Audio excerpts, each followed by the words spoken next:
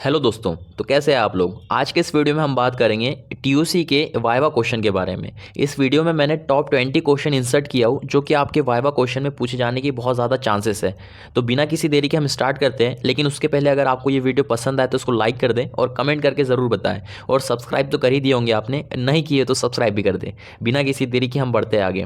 पहला क्वेश्चन हमारे पास आता है, what is theory of computation. बहुत सिंपल सा है कि ये डील्स करता है कि कंप्यूट करने के ऊपर जो इफिशिएंटली काम करेगा, कैपेबिलिटीज़ के ऊपर काम करता है कि एक मॉडल है कंप्यूटेशनल मॉडल, उसके ऊपर काम करता है। हमने आगे पढ़ रखी है कि push down automata, finite automata क्या होता है, ट्यूरिंग मशीन क्या होता है। उन सब के ऊपर काम करने के लिए हमको थ्योरी ऑफ कंप्यूटेशन का नॉलेज होना चाहिए। आंसर देखो, TOC deals with the theoretical foundation of computer science, focusing on what can be computed and how efficiently it can be done. It studies the capabilities and limit of computational models such as finite automata, push down automata and Turing machine. Next question देखते हैं, what is the difference between deterministic and non deterministic finite automata. जो DFA और NFA होता है, इनमें फ़र्क क्या होता है। डीएफए मतलब डिटर्मिनिस्टिक है, एनडीएफए मतलब नॉन डिटर्मिनिस्टिक है। देखो बहुत सिंपल सा इसके अंदर डिफरेंस है कि हम ये बोल सकते हैं, जब हम इनपुट सिंबल डालते हैं डीएफए के अंदर तो उसके अंदर एक पर्टिकुलर सिंबल के लिए एक ही ट्रांजिशन स्टेट होती है। लेकिन जब एनएफए है तो इसके अंदर एक से ज़्यादा भी ट्रांजिशन स्टेट हो सकती है या फिर एक भी नहीं हो सकती है, एम्प्टी भी ट्रांजिशन स्टेट हो सकती है।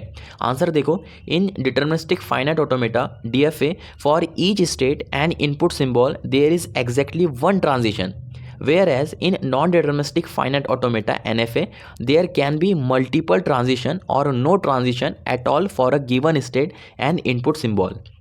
अब नेक्स्ट क्वेश्चन देखते हैं, what are regular languages. Regular languages are the simplest class of language which can be recognized by finite automata. They can be described by regular expression and can be processed using regular grammar. ये आपको याद रहना चाहिए कि regular grammar को हम किससे recognise करते हैं, फाइनाइट ऑटोमेटा से करते हैं, और इसको एक्सप्रेशन क्या देते हैं, रेगुलर ग्रामर वाला एक्सप्रेशन इससे इस्तेमाल करते हैं। नेक्स्ट क्वेश्चन देखते हैं, explain the pumping lemma for regular language. एक पम्पकिन लेमा होता है जिससे हम लोग क्या करते हैं, कांस्टेंट को रिमूव करते हैं, डिवाइड करते हैं पार्ट्स में और फिर बाद में रिमूव करते हैं। देखो आंसर क्या लिखा है, the pumping lemma for regular language states that for any language there exist a constant such that any string in the language longer than this constant can be divide into parts that can be repeated pumped while still remaining with the language. Next question देखते हैं, what are context free languages. यह आपको पूछा सकता है कि CFL क्या होता है। तो CFL मतलब context free language are those that can be generated by context free grammar and recognised by push down automata. ये वाली हमको पता रहना चाहिए कि जो कंटेक्स्ट फ्री ग्रामर है इसको हम रिकॉग्नाइज करते हैं पुश डाउन ऑटोमेटा के through. They are more expressive than regular languages and use to describe the syntax of programming languages. Next question देखते हैं, explain the pumping lemma for context free language. Similar वही है जो हमने पहले पढ़े थे कि पहले रेगुलर ग्रामर के ऊपर पढ़े थे, अब कंटेक्स्ट फ्री लैंग्वेज के ऊपर भी वो काम कर सकता है, पम्पकिन लेमा थ्योरम। अब pumping lemma for context free language states that for any context free language there exist a constant such that any string in the language longer than this constant can be divided into parts that can be repeated while still remaining in the language. Same बात है जो अभी पहले किए थे। What is context sensitive language. अब ये CSL भी हमसे पूछा जा सकता है कि CSL क्या होता है। तो CSL are those that can be recognised by linear bound automata. CSL को हम लोग डिफाइन करते, रिकॉग्नाइज करते by the help of LBA that is linear bound automata. They are more powerful than context free language and less powerful than recursive enumerable languages. चलो आगे देखते हैं, what are recursively enumerable language, जो कि ज़्यादा powerful होती है। Recursively enumerable language are those that can be recognised by Turing machine. सबसे पावरफुल जो मशीन है वो ट्यूरिंग मशीन ही है, और इसको रिकॉग्नाइज करने के लिए हम रिकर्सिव इनरिम्यूवेबल लैंग्वेज का थ्रू से हेल्प लेते हैं।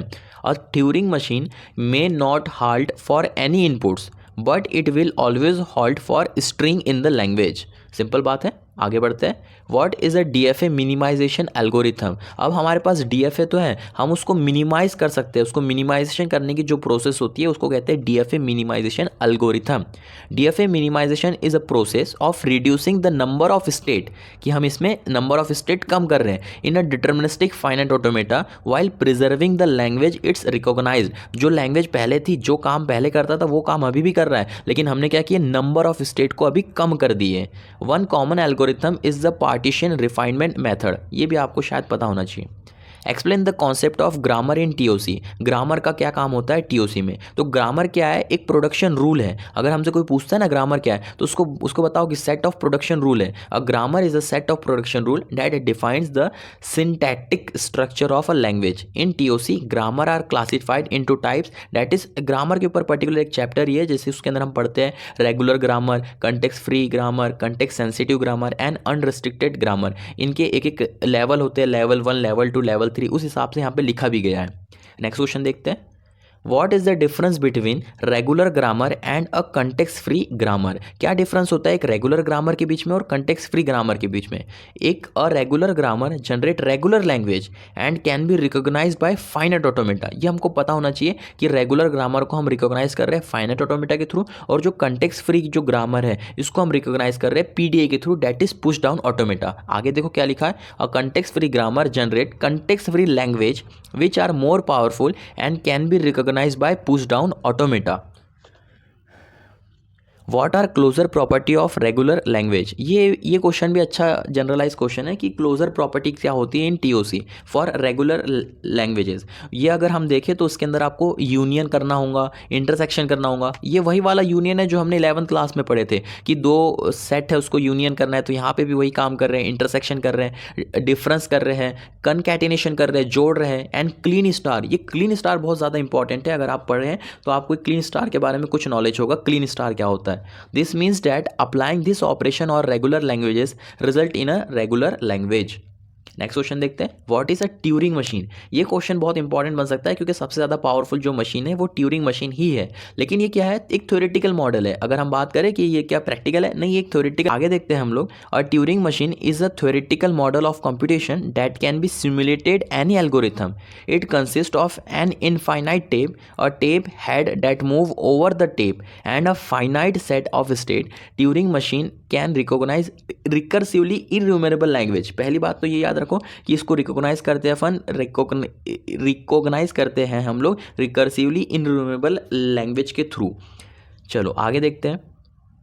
Explain the concept of UTM. अब ये यूटीएम यूनिवर्सल ट्यूरिंग मशीन भी हमको पता होना चाहिए। अच्छा, मैं इसमें बता रहा था कि ये ट्यूरिंग मशीन होती है, इसमें एक पर्टिकुलर साइज़ की टेप होती है जो कि इनफाइनाइट होती है। उसमें जो टेप का साइज़ जो हेड होता है वो राइट और लेफ्ट मूव करता है और उसके थ्रू ये ट्यूरिंग मशीन काम करती है।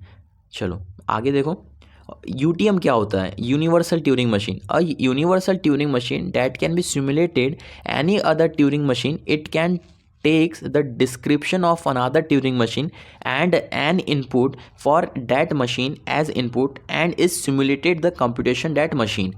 I think समझ में आ गया आपको। आगे देखते हैं। नेक्स्ट क्वेश्चन है, explain the difference between finite automata and push down automata. What is the difference between FA and PDSA. तो ये आपको पता होना चाहिए कि फाइनाइट ऑटोमेटा और पुश डाउन ऑटोमेटा में फ़र्क क्या होता है। तो पहले तो ये भी पूछ सकता है कि कौन ज़्यादा पावरफुल है, तो पुश डाउन ऑटोमेटा ज़्यादा पावरफुल है। इसको हम रिकॉग्नाइज करते हैं CFL के थ्रू, यानी कंटेक्स्ट फ्री लैंग्वेज के थ्रू, और जो फाइनाइट ऑटोमेटा होता है उसको हम रिकॉग्नाइज करते हैं रेगुलर लैंग्वेज के थ्रू। That is finite automata are computational model that recognize regular language and have a finite number of state. Push down automata PDA on the other hand recognize CFL, that is context free language, and use a stack to store additional information. जैसे नाम से समझ में आ रहा है कि push down automata, तो हम पुश और पॉप वाले जो ऑपरेशन करते हैं वो स्टैक के ऊपर करते हैं। तो वैसे तो ठीक है, स्टैक के ऊपर करते हैं, तो इसलिए हम लोग इस्तेमाल करते हैं स्टैक का इन पुश डाउन ऑटोमेटा। आगे देखो, what is halting problem? A halting problem is the problem of determining given a Turing machine and an input whether the Turing machine will eventually halt और run forever. It was proven to be undecidable by Alan Turing. शायद ये आपको समझ में आया halting problem क्या होता है. ये हाल्टिंग प्रॉब्लम डिटरमाइन करता है कि कहाँ पे हमारा इवेंचुअली कहाँ जो प्रोग्राम जो रन हो रहा है, कहाँ जो मशीन रन हो रही है वो कहाँ हाल्ट हो जाएंगी और कहाँ रुक जाएंगी, इसके ऊपर बात करते हैं. तो वो होती है हाल्टिंग प्रॉब्लम. नेक्स्ट क्वेश्चन देखो, explain the concept of decidability and undecidability. ये क्वेश्चन का आंसर सुनो. A problem is decidable if there exist an algorithm that is a Turing machine that can determine the answer in finite time. अगर finite time में करें तो ये, लेकिन a problem is undecidable if no such algorithm exist as shown by the halting problem. अगर halting problem वाला problem आ गया तो हम कह देंगे कि ये अनडिसाइडेबिलिटी वाली प्रॉब्लम है. और डिसाइडेबल के लिए हम ये बोल देंगे कि वो जो है एग्जिस्ट करता है ट्यूरिंग मशीन के अंदर और उसका आंसर फाइनाइट टाइम के अंदर आ जाता है. नेक्स्ट क्वेश्चन देखते हैं, what is NP complete problem? NP complete problem क्या होता है? Are a class of problem that are both in NP that is non deterministic polynomial time and as hard as any problem in NP. If any algorithm can solve one NP complete problem in polynomial time, all NP problem can be solve in polynomial time. बिल्कुल simple सी बात है कि अगर हम NP complete problem solve कर रहे हैं और वो पॉलिनोमियल टाइम में कर सकते हैं हम लोग, तो जो एनपी प्रॉब्लम है उसको भी हम लोग पॉलिनोमियल टाइम में सॉल्व कर सकते हैं. नेक्स्ट क्वेश्चन देखते हैं. चलो ठीक है, यहाँ पे हमने पूरे 20 क्वेश्चन डिस्कस कर लिए हैं. आई थिंक ये वाले क्वेश्चन से आपको बहुत ज़्यादा बेनिफिट हो रहा होगा. अगर आपको ये वीडियो अच्छी लगी है तो लाइक कर दें और कमेंट करके ज़रूर बताएं कि ये आपको कैसा लगा, और सब्सक्राइब तो आपने कर ही दिए. मिलते हैं किसी और नेक्स्ट वीडियो में.